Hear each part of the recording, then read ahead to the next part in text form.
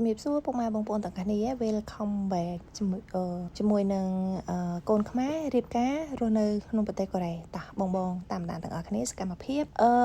ចុងសប្តាហ៍របស់ខ្ញុំតោះអញ្ចឹងគឺខ្ញុំចុងសប្តាហ៍អត់មានតាណាឆ្ងាយទេព្រោះមានការងារគឺខ្ញុំធ្វើការងារអញ្ចឹងទៅចេញពីការងារបញ្ចប់ពីការងារផ្សេងគឺនាំកូនមកហាងកាហ្វេនៅជិតផ្ទះឬក៏កន្លែងដំណើរកម្សាន្តផ្សេងអញ្ចឹងទៅអញ្ចឹងបងណានៅហាងកាហ្វេនេះគឺនៅក្នុង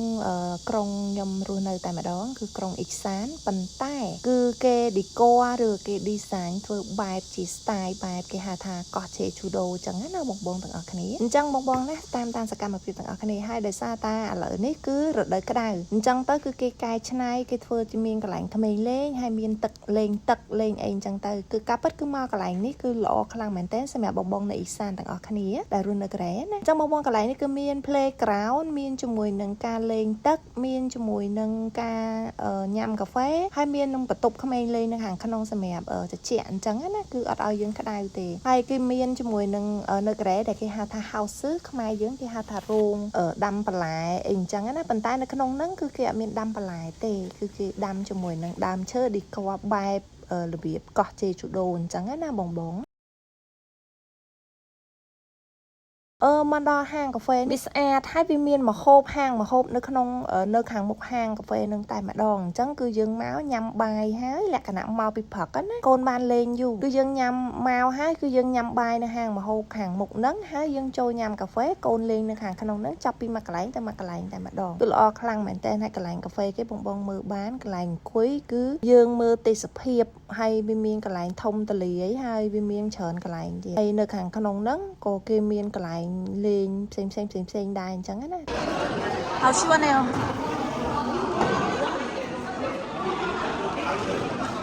្ញុំស្រឡាញ់ទេសភាពកន្លែងនេះខ្លាំងមែនតើអង្គុយផឹកកាហ្វេហើយមើលមកគឺ fresh ហ្មងអញ្ចឹងកូនខ្ញុំគឺដូរកៅអៅហើយហីបងអញ្ចឹងគឺដូរកៅអៅហើយគឺគេមកលេងទឹកហើយអូយមើលទៅសប្បាយខ្លាំងណាចាំមើលតិចទៀតទៅដល់វីដេអូខាងមុខខ្ញុំដាក់សំឡេងឲ្យដឹងថាអូយកូនខ្ញុំវាសប្បាយលេងប៉ុណ្ណាសប្បាយមាំ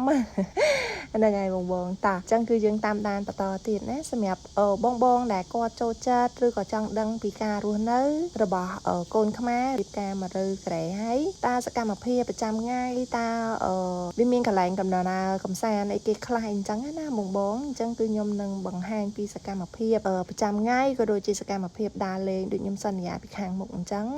ថ្ងៃមុននោះគឺខ្ញុំទៅចាប់លៀសអញ្ចឹងណាឥឡូវនេះគឺខ្ញុំចុងសប្តាហ៍គឺខ្ញុំនាំកូនកាពិតណាបងទាំងអស់គ្នាមិនថានៅខ្មែរមិននៅកូរ៉េទេគឺយើងព្យាយាមរកពេលវេលាសម្រាប់លេងជាមួយកូនដោយសារតែកូននៅតូចអញ្ចឹងគឺគេត្រូវការទាមទារពីភាពកក់ក្ដៅពីឪពុកម្ដាយហើយការលេងជាមួយនឹងឪពុកម្ដាយច្រើនខ្លាំងមែនតើ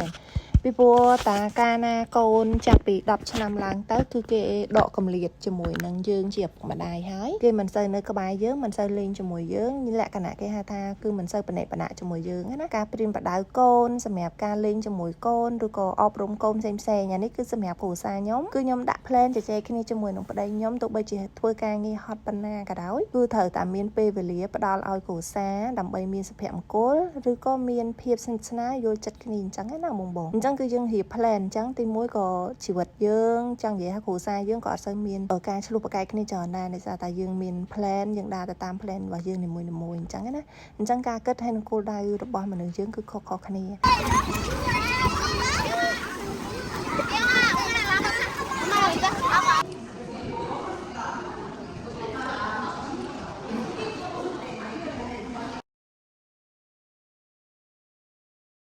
កន្លែងនេះខ្ញុំហត់បន្តិចគឺខ្ញុំមកសម្រាប់ឥឡូវកូនមកតាមដែរគេថាគេលេងទឹកហត់ហើយចង់មកអង្គុយជជែកខាងក្នុងហើយអង្គុយញ៉ាំអីអញ្ចឹងណាបន្លែងគ្នាលេងអញ្ចឹងញ៉ាំហើយលេងហើយគេទៅលេងបន្ទប់កូនក្មេងអញ្ចឹងណាបងហ្នឹងហើយសកម្មភាពអញ្ចឹងខ្ញុំនិយាយតមកអញ្ចឹងបងនៅពេលដែលយើងកូនយើងនៅតូចអញ្ចឹងយើងមានពេលឲ្យកូនយើងគ្រប់គ្រាន់ដើម្បីឲ្យកូនមានភាពកក់ក្ដៅហើយមានភាពស្និទ្ធស្នាលជាមួយនឹងឪពុកម្ដាយកូនដល់តែពេលកូនធំឡើងក៏គេស្ដាប់បង្គាប់លក្ខណៈយើងនិយាយការណែនាំស្ដីបដៅទៅគឺកូនវាមានភាពស្និទ្ធស្នាលជាមួយយើងមានមនោចេតនាជ្រៅជាមួយយើងអញ្ចឹងណាបើកាលណាយើងប្រឡែងចោលពេកយើងអត់សូវលេងជាមួយយើងគិតតែពីរឿងការងារពេកអត់សូវមានពេលសម្រាប់គ្រួ គ្រួសារកូនក៏វាបង្ងើយកតើជាមួយយើងសម្រាប់ជីវិតប្តីប្រពន្ធក៏មានភាពបង្ងើយគេថាបង្ងើយកតើជាមួយគ្នាអញ្ចឹងណាអញ្ចឹងទៅគឺវាអត់សូវមានភាពលក្ខណៈថាប្តីប្រពន្ធមនុស្សចេតនាប្តីប្រពន្ធជាមួយគ្នាចឹងទេអញ្ចឹងទៅលក្ខណៈមានក៏បានអត់ក៏បានហើយអញ្ចឹងវាធ្វើឲ្យជីវិតប្តីប្រពន្ធយើងវាទៅជា